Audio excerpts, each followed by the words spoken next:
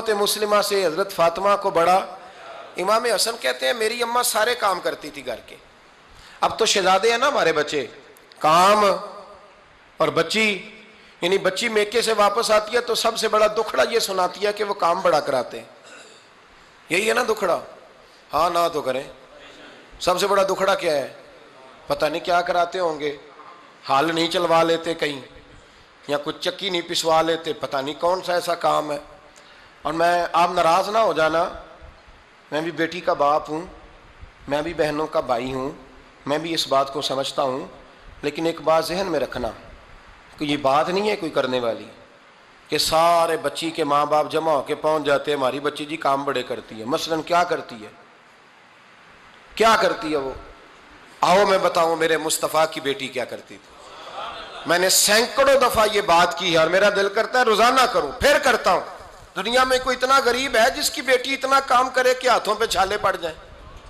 ہے کوئی اتنا غریب تو اٹھ کے بتائے کہ میری بیٹی سسرال میں اتنا کام کرتی ہے کہ چھالے پڑ جاتے ہیں. میں دکھاتا ہوں, میرے رسول کی شہزادی کو چھالے پڑ جاتے. کچا مکان, جناب فاطمہ جناب فضا آپ کی لونڈی تھی, ان سے مٹی منگاتی اور گھر میں لیپا پوتی کرتی, پھر جھاڑو دیتی. امام حسن اور حسین کے درمیان پورے سال کا فرق نہیں, 11 مہینے کا فرق. دونوں بچوں کو سنبھالتی. جناب علی کی والدہ حضرت فاطمہ بنت اسد بوڑھی تھی. جناب فاطمہ وہ کھول کے نوکری کرتی کہ حضرت فاطمہ بول پڑتی, حضرت فاطمہ بنت اسد بول پڑتی. کہتی بیٹے فاطمہ میرا اتنا نہ خیال رکھا کر, تیرے اپنے بھی بچے ہیں. جناب فاطمہ فرماتی آپ صرف علی کی ماں تو نہیں نا, آپ میری بھی تو ماں ہے نا. یہاں بیبیاں فلسفہ بیان کرتی ہیں, وہ کہتی ہیں جی کس حدیث میں آیا ہے ساس سسر کی خدمت فرض ہے؟ میں نے کہا کسی میں بھی نہیں آیا. ہم کیا کہہ رہے ہیں, کسی میں بھی نہیں آیا, لیکن یہ تو آیا ہے نا کہ شوہر راضی ہو تو اللہ راضی رہتا ہے. تو اگر شوہر ماں باپ کی خدمت سے راضی ہوتا ہے تو کرو خدمت, اس کو تو راضی کرنا ہے نا, اس پر تو توجہ دو. حضرت فاطمہ پھر چکی پیستی. چکی چکی یہ آسان جملہ نہیں, کہہ جاتے ہیں ہم, سن لیتے ہیں آپ. چکی پیس کر, جو پیس کر اس کا آٹا بنانا, پھر بچوں کے لیے کھانا پکانا. پھر ایک دن کہنے لگے علی آپ کی آمدن تھوڑی ہے, خرچے زیادہ, چرخہ نہیں لا دیتے؟ فاطمہ کیا کرو گی؟ فرمایا تھوڑا سا سود بنا لیا کروں گی, تم بیچ آیا کرنا. چلو میں تھوڑا ہاتھ بٹاؤں گی. یہ ساری ڈیوٹیاں کر کے حضرت حسن برواتے ہیں. پھر عزت والے رسول کی عزت والی بیٹی, پھر شانوں والے نبی کی شانوں والی بیٹی, پھر پاک محبوب کی پاک شہزادی, ساری ڈیوٹیاں کر کے رات کو مولا علی سے کہتی اگر آپ اجازت دیں تو اللہ کو راضی نہ کر لوں. حضرت علی فرماتے فاطمہ جیسے دل کرے. تو امام حسن کہتے ہیں پھر میری ماں مصلی بچھا لیتی, مصلی, اور پھر ساری رات وہ نماز پڑھتی, ساری رات. اور فرماتے ہیں جب سویرے ہاتھ اٹھاتی تو پہلی دعا یہ کرتی اے اللہ میرے رسول کی امت پہ رحم فرما, اے اللہ میرے رسول کی امت پہ رحم فرما. تو کہتے ہیں زمانے بیت گئے یہ دعا سنتے. تو ایک دن میں قریب گیا تو میں نے کہا امی حضور کوئی دعا میرے لیے بھی کر دیں, کوئی حسین کے لیے بھی کر دیں, کوئی زینب کے لیے بھی کر دیں. ساری دعائیں امت مصطفیٰ امت مصطفیٰ امت مصطفیٰ. کتنا بڑا جملہ ہے, کتنا بڑا. شیخ محقق نے لکھا ہے کتنا بڑا. جناب فاطمہ فرمانے لگی تیرے لیے بھی کرتی ہوں, حسین کے لیے بھی کرتی ہوں, زینب کے لیے بھی کرتی ہوں, سب کے لیے کرتی ہوں. پر بیٹا یاد رکھنا فاطمہ کی دعاؤں پر پہلا حق میرے رسول کی امت کا ہے. فاطمہ کی اصل میں بات بہت خوشی کی سنا دی میں نے آپ کو, لیکن آپ وہیں سست کے سست رہ گئے. یہ کسی عام آدمی کی دعا نہیں, پیر صاحب کی, درویش صاحب کی رٹی رٹائی دعا نہیں, یہ سیدہ فاطمہ کی دعا ہے. آپ کو اتنا بڑا خزانہ مل رہا ہے اور آپ سمجھے نہیں بات کو. حضرت فاطمہ فرمانے لگی میری دعاؤں پر سب سے زیادہ حق میرے رسول کی امت کا ہے, تو میں یہ حق ہمیشہ ادا کرتی رہوں گی, میں انہیں دعائیں ہمیشہ دیتی رہوں گی. حضرت فاطمہ بڑا پیار کرتی ہیں. امام حسن کہتے ہیں کہ ایک پورا دن گزر گیا, کھانے کو کچھ نہ ملا. اگلی شام آ گئی تو چند روٹیاں کھانے میں ملیں, جوں لائے حضرت علی, جناب فاطمہ نے پیس کے روٹی پکائی. فرماتی ہیں سب کو کھانا کھلا دیا تو اپنی روٹی آپ نے رکھ لی. جب آپ کھانا کھانے لگی, کھانے پر ہاتھ ہی رکھا تھا کہ دروازے پر کسی نے صدا دی. تو کہتے ہیں بولنے والے کے لفظ بڑے عجیب تھے, جس نے صدا دی نا اس کے لفظ بڑے عجیب تھے. کہنے لگے اور رسول اللہ کی بیٹی, میں 2 دن سے فاقے میں ہوں, تو مجھے پتا ہے اس گھر سے روٹی ضرور ملے گی۔ جناب فاطمہ نے نہ کھانا اٹھایا، یار امام حسن کو کہنے لگی بیٹے دے آ۔ جناب حسن کہتے ہیں مجھے بڑی تکلیف ہوئی، ہم سب کھانا کھا چکے تھے، مولا علی بھی کھا چکے تھے، صرف میری اماں نے نہیں کھایا تھا۔ ماں اور بیٹے کا پیار، اور پھر حسن حسین اور سیدہ کا پیار۔ فرماتے میں نے کہا اماں جی آدھی دے دیتے ہیں، آدھی آپ کھا لیں، پورا دن گزر گیا آپ فاقے سے ہیں۔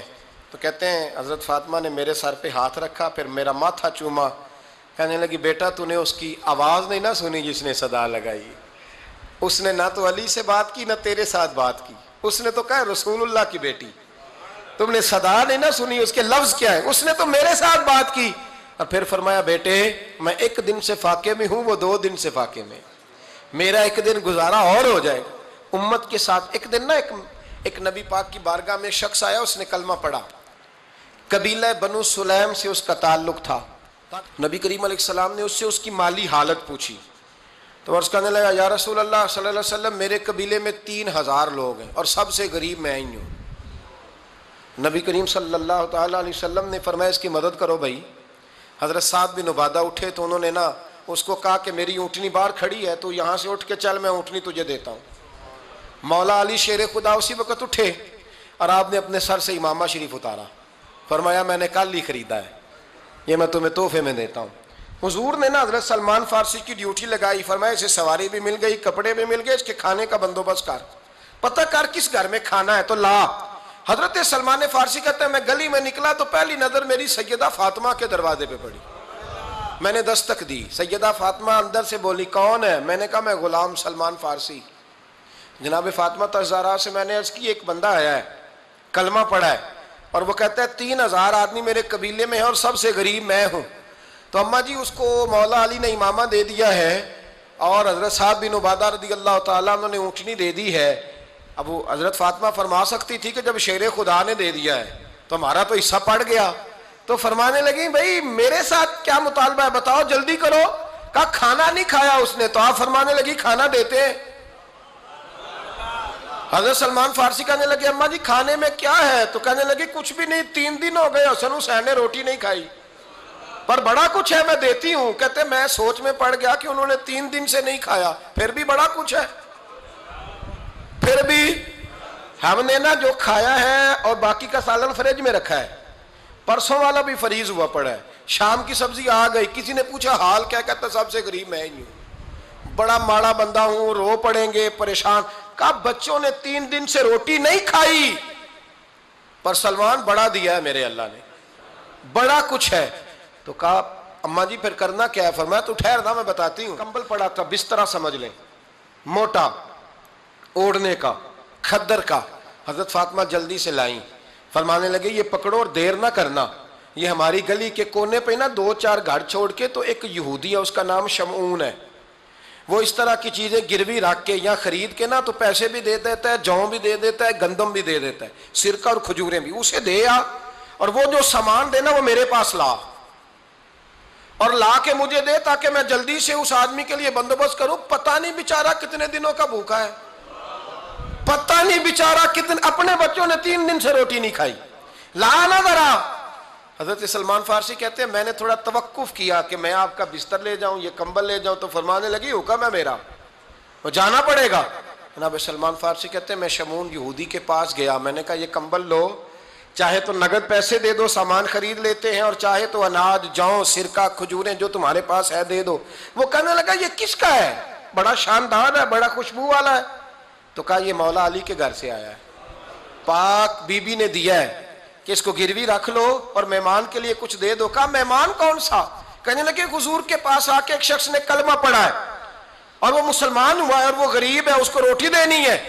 تو وہ شمعون یہودی کہنے لگا میں بھی تورات پڑھا کرتا تھا، تو آج ہی سویرے میں نے پڑھا ہے، آج ہی سویرے پڑھا ہے، ابھی پڑھا ہے، میں بڑی دیر سے حضور آئے تھے پر میری آنکھوں پہ پردہ ہی رہ گیا، مقدر سکندر کا دیکھو کہ پیاسے چلے جا رہے ہیں کنارے کنارے، میں پیاسا ہی مرنے لگا تھا، آج ہی میں نے پڑھا ہے کہ جو آخری امت آئے گی نا، اس امت میں جو رسول اللہ صلی اللہ علیہ وسلم کے قریبی ہوں گے، ان کا کمال یہ ہوگا کہ وہ اپنا پیٹ پر پتھر باندھ کے دوسروں کی مدد کیا کریں گے۔ یہ میں نے آج ہی پڑھا ہے اور ابھی تو نے مجھے اس کا نظارہ کرا دیا ہے. کہنے لگا یہ چادر بھی لے جا, جو بھی لے جا, سرکہ بھی لے جا, آٹا بھی لے جا, کھانا بھی لے جا, اور اس طرح کر کے میرے پاس سے نگد بھی لے جا, اور جناب فاطمہ سے کہنا یہ سارا کچھ رکھ لے, اور انہیں کہنا کہ مجھے پتا ہے آپ قبول نہیں کریں گی پر قبول کر لے, وہ آپ کا کمبل آیا ہے تو میرا دل نرم ہو گیا ہے, میں یہ قربانی بھی دیتا ہوں اور آپ کے باپ کا کلمہ پڑھ کے مسلمان بھی ہوتا ہوں. حضرت فضا کہتی ہیں, حضرت فضا. بہت ساری باتیں ایسی ہیں جو میں چونکہ پہلے بھی کچھ باتیں کر چکا ہوں تو وہ باتیں میں بیان کر چکا.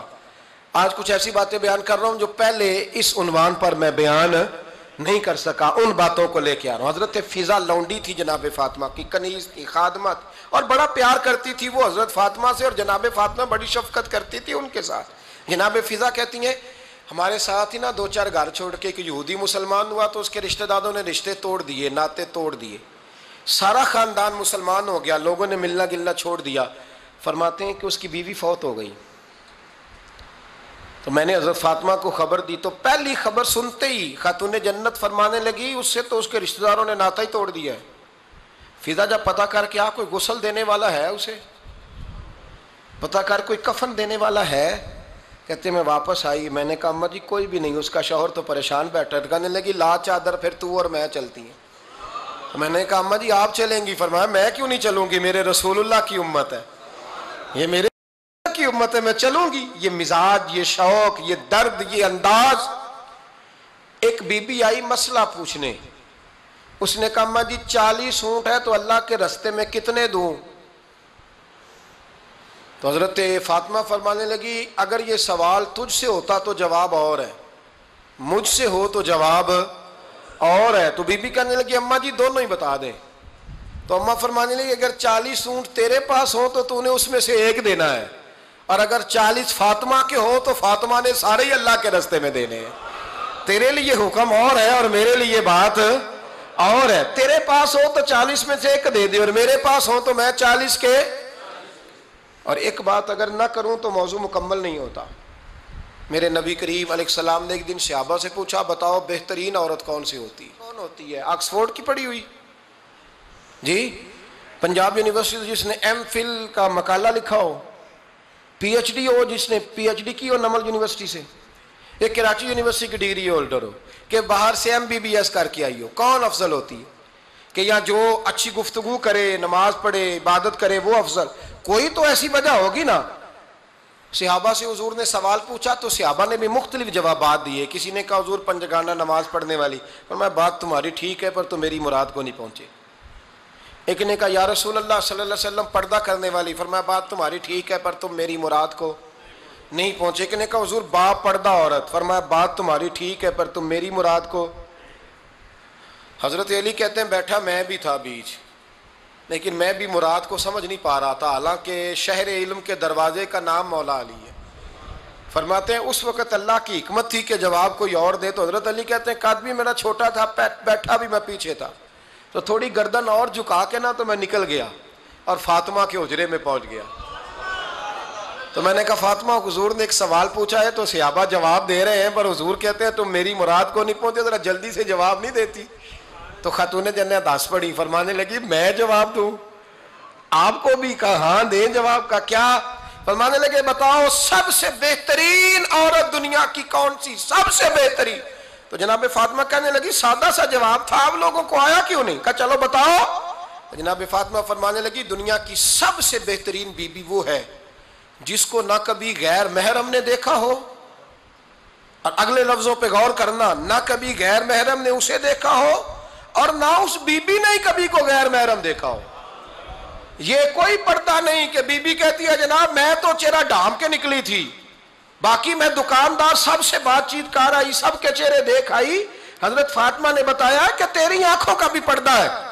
اور وہ روایت وہاں الگ موجود ہے کہ حضور نے حضرت عائشہ صدیقہ ام سلمہ سے کہا کہ عبداللہ ابن مکتوم نابینا ہے تو پردہ کرو. تو یہ نابینا اس سے پہلے, سیرت نگاروں نے لکھا ہے کہ ایک دن یہ اس سے پہلے حضرت فاطمہ کے گھر چلے گئے حضور کے ساتھ. تو نبی کریم علیہ السلام نے جب ان کو لے کے حضور داخل ہوئے تو جناب فاطمہ نے آنکھیں جھکا لی, پردہ کر لیا. تو حضور نے فرمایا بیٹی وہ تو نابینا ہے. تو عرض کرنے لگی حضور مجھے تو نظر آ رہا ہے نا. انہیں حضور نے جو ازواج کو کہا وہ بات کی. جناب فاطمہ کا جو انداز ہے وہ نرالا ہے. تو حضرت علی کہتے ہیں جناب فاطمہ نے جواب دیا کہ بہترین عورت وہ جس نے نہ کبھی غیر محرم دیکھا ہو اور نہ غیر محرم نے کبھی وہ بی بی نے بھی کبھی غیر محرم بندہ نہ دیکھا ہو, دیکھا ہی نہ ہو اس نے. یہ پوائنٹ ذرا مشکل ہے, سمجھنے والا ہے. تو حضرت علی کہتے ہیں میں وہاں سے گردن جھکائی اور بیچ آ کے بیٹھ گیا, بات ابھی جاری تھی. حضور نے فرمایا آتا ہے کسی کو جواب؟ تو کہتے ہیں میں نے ہاتھ کھڑا کیا. میں نے کو حضور آتا ہے, تو حضور مسکرا پڑے, فرمایا چل بتا. میں نے عرض کی حضور بہترین عورت وہ ہے کہ نہ کبھی اسے غیر محرم نے دیکھا ہو نہ اس نے کبھی غیر محرم دیکھا ہو. تو حضرت علی کہتے ہیں شاباش, مجھے ملنی چاہیے تھی نا. حضور مسکرا پڑے, کہنے لگے میں نے تو پہلے ہی کہا ہے فاطمہ تو بدعت منی, فاطمہ میرے جگر کا ٹکڑا ہے, میں نے تو بڑا پہلے کہہ دیا ہے. تو کہتے ہیں صحابہ میری طرف دیکھنے لگے کہ یہ تو تعریف فاطمہ کی ہونے لگ گئی ہے. تو میں نے کہا کیا کریں, اس محبوب کو بتایا ہے جس کے لیے اللہ نے کوئی پردہ رکھا ہی نہیں, سارے پردے کھول دیے. حضرت فاطمہ کے وصال کا وقت آیا, انتقال کا. تو حضرت اسماء بنت امیس کو بلایا اور بلا کے فرمانے لگی تو مجھے غسل دینا اور سوائے میرے شوہر مولا علی کے کسی اور سے مدد بھی نہ لینا. اور فرمانے لگی میں نے حبشہ کے بارے میں سنا ہے کہ وہاں جب بیویوں کا جنازہ اٹھتا تھا تو وہ لوگ چارپائی کے اوپر یوں کر کے اس طرح کر کے لکڑیاں لگاتے تھے, نیچے باندھ لیتے تھے اور لکڑی میں لچک ہو تو اوپر جا کے پھر اس کو باندھ دیتے تھے تو پردہ بن جاتا تھا. فرمایا میں نے علی کو بتا دیا ہے, تمہیں بھی بتا رہی ہوں, جنازہ میرا رات کو اٹھانا اور لکڑیاں لگا کے نا تو اوپر پردہ کر لینا, میرے وجود پر پڑی ہوئی چادر پر بھی کسی کی نظر نہیں پڑنی چاہیے. رات کو جنازہ اٹھانا اور رات کو مجھے دفن کر دینا. مدینہ منورہ میں حضور کے وصال ظاہری کے 6 ماہ بعد جناب فاطمہ الزہرا کا جنازہ اٹھا. تو مسجد نبوی شریف سے ایک شخص اپنی داڑھی آنسوؤں سے بھگوتا ہوا نکلا. تو حضرت ابوبکر صدیق نے کھڑا کر کے پوچھا کیوں نبی پاک کے چچا عباس روتے کیوں ہو؟ حضرت عباس کہنے لگے پہلے حضور گئے تھے, اب نبی پاک کی تصویر بھی چلی گئی. کیا ہوا؟ کہ جناب فاطمہ کا وصال ہوا. پھر سے ایک دفعہ مدینے میں رات آئی, پھر سے شام ہوئی, پھر سے جنازہ اٹھا. شیر خدا علی المرتضیٰ رضی اللہ تعالیٰ عنہ نے, حضرت عباس نے, حضرت قسم دین عباس نے, حضرت عبداللہ ابن عباس نے تدفین سے فارغ ہوئے. ایک روایت ہے کہ حضرت عباس نے جنازہ پڑھایا اور ایک مستند روایت ہے کہ حضرت ابوبکر صدیق نے جنازہ پڑھایا. اور جب جنازہ پڑھا کر کے باہر نکلے تو حضرت علی شیر خدا کی آنکھوں میں آنسو تھے. اتنے کالی روتے کیوں ہو؟ ماننے لگے صرف فاطمہ نہیں گئی, مصطفیٰ کریم کی امت کے لیے دعائیں کرنے والا ایک بڑا ہاتھ رخصت ہوا ہے, ایک بڑا ہاتھ. جناب فاطمہ الزہرا نے 29 سال کی عمر مبارک گزاری. میں نے پہلے بھی ایک دفعہ یہ موضوع بیان کیا تھا تو میں نے بات کر دی تھی, کیونکہ میں نے نہیں کی, وہ بات کسی اور کی ہے, کرنی بڑی ضروری ہے. علامہ اقبال کہنے لگے, اسرار بے خودی میں لکھنے لگے کہ فاطمہ جو تو نے کیا ہے وہ کوئی نہیں کر سکتا. اقبال کہنے لگے فاطمہ جب تجھے دیکھتا ہوں نا تو تڑپ اٹھتا ہوں. کہنے لگے اے فاطمہ میرے رسول کریم نے نا میرے پاؤں میں شریعت کی زنجیریں باندھ دی ہیں, اگر مجھے شریعت منع نہ کرتی, حضور پابند نہ کرتے تو میں کعبے کا طواف نہ کرتا, تیری قبر کا طواف کرتا. فاطمہ تو نے 29 سال میں وہ انقلاب برپا کیا, امت پر وہ رحمت کی. علی کے گھر کی ہے عزت, علی سے سنتے ہیں. نبی کے گھر کی ہے عزت, نبی سے سنتے ہیں. وہ جس نے معزز کیا گھرانے کو, حسین پال کے جس نے دیا زمانے کو. اور میرے اعلیٰ حضرت فرماتے ہیں سیدہ زاہدہ طیبہ طاہرہ. کبھی آپ اگلا فقرہ سنے نے تو بریلی کے امام نے حد کر دی, فرمانے لگے جان احمد کی راحت پہ لاکھوں سلام. جان احمد کہتے ہیں نبی پاک کی جو جان ہے وہ سیدہ فاطمہ ہے, اور صرف جان نہیں, یہ وہ والی حضور کی جان ہے جس سے نبی پاک سکون حاصل کرتے, راحت حاصل کرتے ہیں. جان احمد کی راحت پہ, اور اس کا ایک ترجمہ یہ ہے کہ نبی پاک کی جان کو سکون حضرت فاطمہ کی وجہ سے ملتا. جان احمد کی راحت پہ لاکھوں سلام. اور حضرت حسنین کریمین کا ذکر کرتے ہوئے فرماتے ہیں آب تطہیر سے جس میں پودے جمے. حضرت فاطمہ کے بارے میں کچھ روایتوں میں یہ